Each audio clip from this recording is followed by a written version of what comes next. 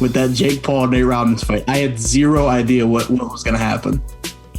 It was crazy how so many non-boxing fans like ourselves that really wanted to see that fight. It was, I guess, the new age we live in, man. But people was really hyped about this fight. I knew he didn't stand a chance, but I didn't expect him to get whooped like that.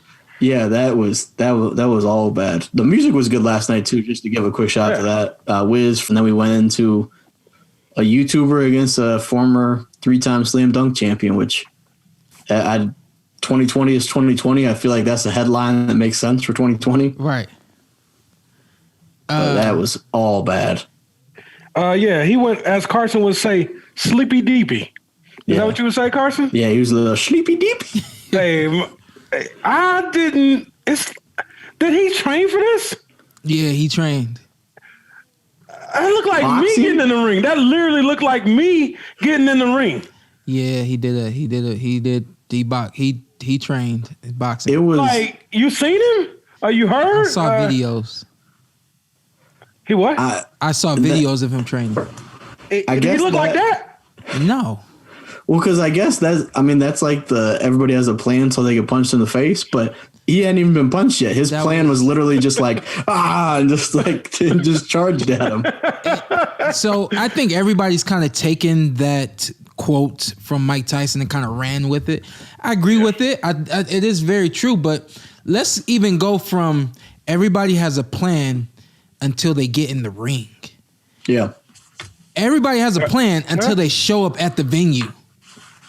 Because that's really where the stuff is not real until everybody has a plan until you leave the hotel. Because that's when Shawn, stuff. Yeah, go ahead. Not to cut you off. That will literally be how 99% of people that don't box will look. 100%. That's exactly. That's what people talking. I'm like, that's exactly how I will look. Shut up, Shawn. You did just say that's exactly how I would look, right? Yeah. Yeah. What was funny is a lot of people said when people criticize you, Shawn, they said that is what people that are critical of you see. That just like charging in and not having like a plan and just like jumping at them.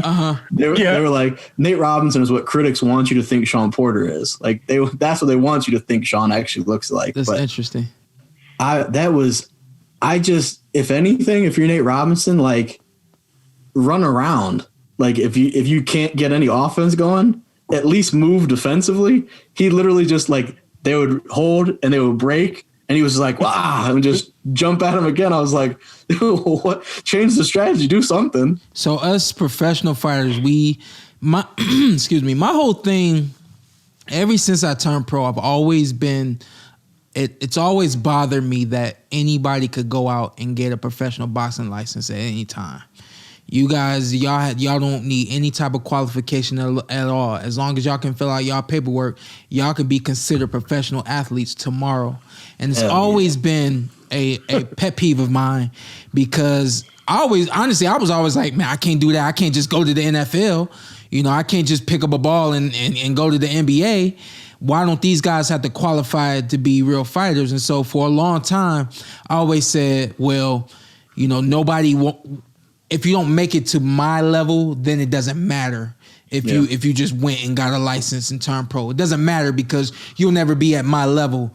But then here you have it, a guy who was at the level in his sport, he thinks that he can just come into the boxing ring and it's going to translate everything that he's been doing on the floor, going through the motions, and then you get in the ring and it's like you can't prepare your heart and your mind for everything that you prepared your physical body to do. And that's exactly what happened when he got in the ring. And I knew it. I told Tiki, I was like, yeah, he's about to get knocked out. And she's like, no, he's not. I was like, he's gonna be fine, but he's gonna get knocked out. and of course he gets knocked out. And I looked at it, I said, listen, he's fine. He's laying there like that. The same reason that, and I told her the same reason that the Rosario laid there after the punch that he took from Jermell Charlo. When guys haven't been through that kind of stuff, it's almost like you just go out of your mind and you don't know how to handle what's going on. He's trained. He knows how to step with his punches. He knows combinations and the jab and the basics and things like that. But having never been in that type of environment and having not been able to take his mind and his heart to that kind of level, anxiety took over. And then a white boy with a little bit of skills was able to touch him, and it was a wrap, man. I was embarrassed for him.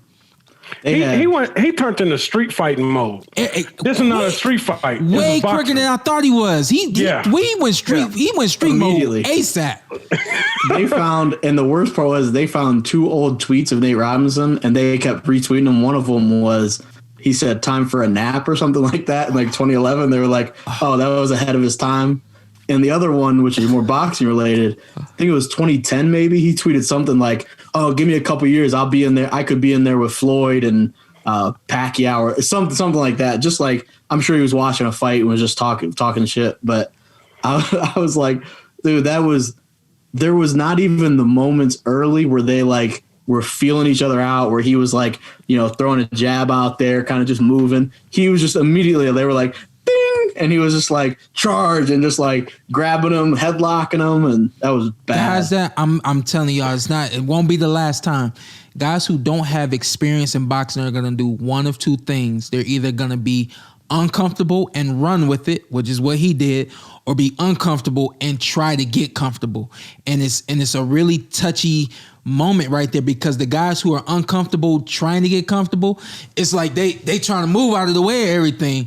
And then, or you got the opposite, where a guy is just going to go out there and say, and basically you're uncomfortable, and the only thing you could think of is knock him out, and then you're going to get touched up in the process. Don't tell me you didn't enjoy what you saw, because I know you did. What you need to do now, hit that subscribe button, hit the like, hit that notification button. Check us out every week, every Tuesday, something new for you right here on the Porter Way Podcast.